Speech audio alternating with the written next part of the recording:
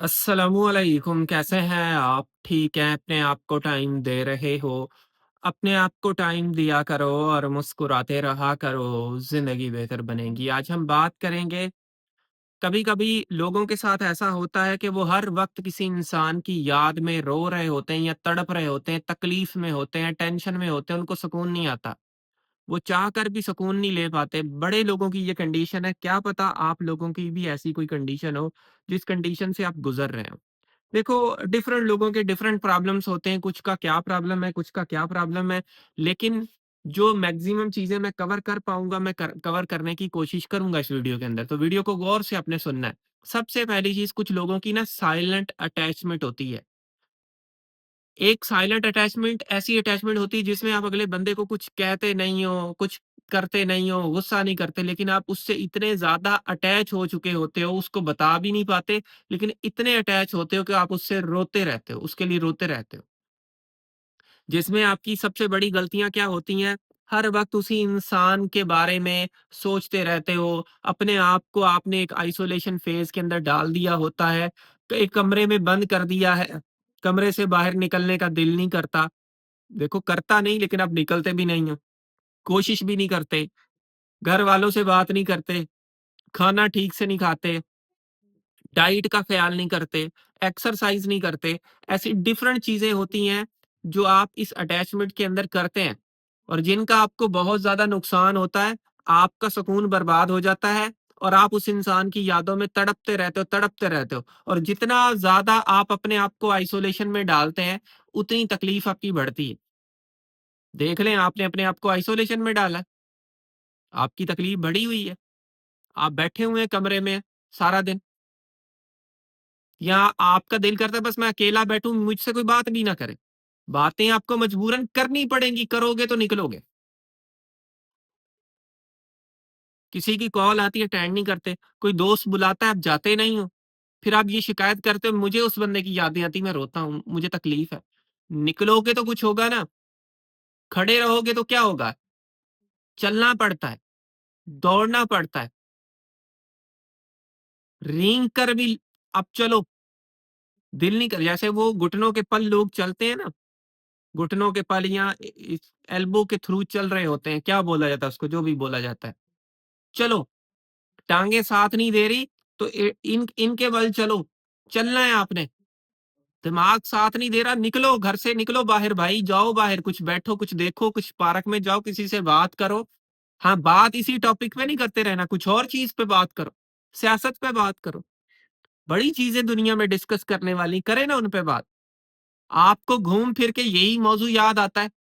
फिर आप ये कहते हैं कि भाई मैं उसकी यादों से, उसकी फलां चीज़ से निकल नहीं रहा, भाई नहीं निकलोगे, नहीं ठीक होंगे आप, नहीं आएगा आपको सुकून, चाह कर भी नहीं आएगा। फिर क्या होता है, एक और कॉन्सेप्ट है जिसको बोला जाता है लव ब्लाइंड स्पॉट। शायद मैंने ये कॉन्सेप्ट बताया है, पता नहीं इस चैनल पे बताया है या उस चैनल पे बताया है, लेकिन ये मैंने कॉन्सेप्ट बताया है कि लव ब्लाइंड स्पॉट एक चीज़ है। लव ब्लाइंड स्पॉट क्या है?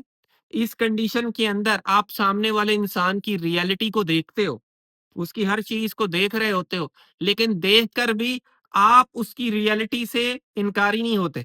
यानी कि एक साइड से आपको पता है ये बंदा चोर है, डाकू है, कुछ भी है, लेकिन दूसरी साइड से आप उस पर किसी किस्म का कोई एक्शन नहीं ले रहे होते, कोई काम नहीं कर रहे होते। आप चाहे तो कुछ भी करो। यानी कि एक बंदा सामने, आपको पता है ये बंदा गलत है, लेकिन फिर भी आप उसी की तरफ जा रहे हो। आप अपने आप को रोक नहीं पा रहे। इस कंडीशन में आप अपने आप को रोक नहीं पा रहे होते। यानी कि देखकर अनदेखा कर रहे हो, देखकर अंधे बन रहे हो। जैसे वो कबूतर अपनी आँखें बंद कर लेता है, आप वो कबूतर की तरह आँखें बंद कर लेते हो। बिल्ली उसको पकड़ने आती है, वो अपनी आँखें बंद कर लेता है कि शायद मैं छुप गया हूँ। आपको पता है वो बंदा गलत है, आपको पता है वो बंदा गलत कर रहा है, लेकिन फिर भी आप अपनी आँखें बंद करके बैठे कि खैर है, मैं छुप गया हूँ, मुझे कुछ नहीं करेगा ये। वो अंदर से खा रहा है आपको, अंदर से खत्म कर रहा है आपको वो इंसान। इतना खत्म कर रहा है जिसका आपको अंदाज़ा नहीं है। आपको अंदर से वो बंदा कंज़्यूम कर रहा है। जैसे बर्फ पिघल रही होती है, आप अंदर से पिघल रहे हो उस बंदे के पीछे।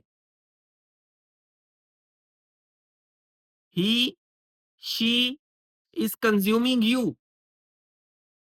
जो भी वो बंदा है वो कंज़्यूम कर रहा है, आपको अंदर से ख़त्म कर रहा है। उसकी यादें आपको ख़त्म कर रही हैं। इस पे आपको स्टैंड लेना है, इस पे आपको एक्शन लेना है। एक्शन लोगे तो चीज़ें आपकी ठीक होंगी, नहीं लोगे तो ऐसे ही बैठे तड़पते रहोगे। और कोई बंदा आके, मैं हमेशा बात करता हूँ, आपकी उँगली पकड़ के आपको नहीं निकालेगा, वो रास्ता दिखाएगा। कोशिश आपने करनी है, ये कंडीशन ऐसी होती है। और आप ये उस बंदे को रियलाइज़ करवाने के चक्कर में लगे, मैं उसको रियलाइज़ करवाऊँ, उसको मेरा एहसास हो जाए। भाई ये इस दुनिया में फिज़िकली अगर कोई बंदा आपको चोट मारता है ना, आपके हाथ पे चोट लगी, गोली लगी, कुछ भी है, उसका जाके आप केस कर सकते हो, कोर्ट उसको बुलाएगी, पुलिस उसको पकड़ेगी। दिमागी जो तकलीफ़ें होती हैं ना, इसकी कोई कोर्ट नहीं है जहाँ जाके आप केस करो। ये जो दिल की अज़ियतें होती हैं, इसके लिए कहीं पे केस दाखिल नहीं होता। इससे बस आपने अपने आप को इस अज़ियत से निकालना होता है और इसका बदला अल्लाह लेता है फिर। अल्लाह पे छोड़ दें। जो अल्लाह करता है ना, वो सबसे अच्छा करता है। आपको भी अंदाज़ा नहीं है जो अल्लाह करता है वो कितना बेहतर है आपके लिए। शायद जो ज़िंदगी में आपने सोचा नहीं था, अल्लाह ने वो भी दिया आपको। ये जो फ़ेज़ आया, इसमें भी कोई अल्लाह की भलाई होगी। मेरा तो ये मानना है और होता भी है। अल्लाह की कोई ना कोई रज़ा होती है, कोई भलाई होती है। तो चीज़ों को समझें, कबूतर ना बनो, वरना खा जाएँगे लोग आपको, कंज़्यूम करेंगे लोग आपको, खुदारा समझें। फिर एक और कॉन्सेप्ट आता है जिसको बोला जाता है हार्ट सेपरेशन। हार्ट सेपरेशन का ये मकसद है कि आप अपने दिल की कंडीशन छुपाते हो, दबाते हो। आपको रोना आता है, आप रोते नहीं हो कि उस बंदे का वो दूर ना चला जाए। अपना दुःख नहीं दिखाते, ठीक है? जैसे वो नहीं होता फ़िल्मों में, एक बंदे को गोली भी लगी लेकिन फिर भी वो हँस के मिल रहा है कि अगले को ना बस पता ना चले, ये वो आखिर में गिरता है बेचारा। देखा है कभी ऐसी मूवी में देखा होगा। आप भी वही अंदर तकलीफ़ है, उस बंदे को नहीं दिखानी, वो जी उसको कुछ हो जाएगा, वो छोड़ देगा, वो चला जाएगा, वो ये ना हो जाए, इस डर में अपनी ज़िंदगी को बर्बाद किए जा रहे हो, अपने दुखों को दबा रहे हो और ये प्रेशर की तरह निकलेंगे, अंदर से आपको काटेंगे। मैं ये नहीं कह रहा उस बंदे को दुःख बताओ, लेकिन आप कहीं से काउंसलिंग लें, थेरेपी लें, बात करें किसी से। अगर ₹2 काउंसलिंग में खर्च आते हैं, खैर है, आपकी मेंटल हेल्थ से कुछ भी ज़्यादा नहीं है। ज़हनी सुकून सबसे ज़रूरी है, ज़हनी सुकून पे कोई काम ही नहीं करते आप। आप चाहते हो बस मैं ऐसे ही ठीक हो जाऊँ। कोशिश तो करें ना, खुदारा कोशिश करें। आप एक इमोशनल कोमा के अंदर हैं। जैसे एक कोमा के अंदर एक पेशेंट होता है ना, कि वो साँस ले रहा होता है, देख भी रहा होता है, बोल नहीं रहा होता शायद। ऐसा कुछ कोमा के अंदर कुछ हर बंदे की अपनी कंडीशन है कि वो साँस वगैरह ले रहा है, उसको दुनिया का कुछ पता ही नहीं है। एग्ज़ैक्टली शायद आपके साथ भी ऐसा ही होता है। इमोशनली आप कोमा के अंदर हैं। आप घूम फिर रहे हो, लेकिन आपका दिमाग उधर ही है। आपका दिमाग दूसरी चीज़ों को लेकर सुन्न हो गया है, कुछ और चीज़ें समझ ही नहीं रहा। खुदारा इन चीज़ों से निकलें और एफर्ट आपने ही करनी है। मुझे उम्मीद है आपने इस वीडियो से कुछ ना कुछ चीज़ें ज़रूर सीखी होंगी। So thank you for watching this video. आखिर में मेरी आप सब लोगों के लिए दिल से दुआ है, अल्लाह आपको खुशियाँ दे और आपके सारे गम धो दे। आमीन सुम्मा आमीन। अल्लाह हाफ़िज़।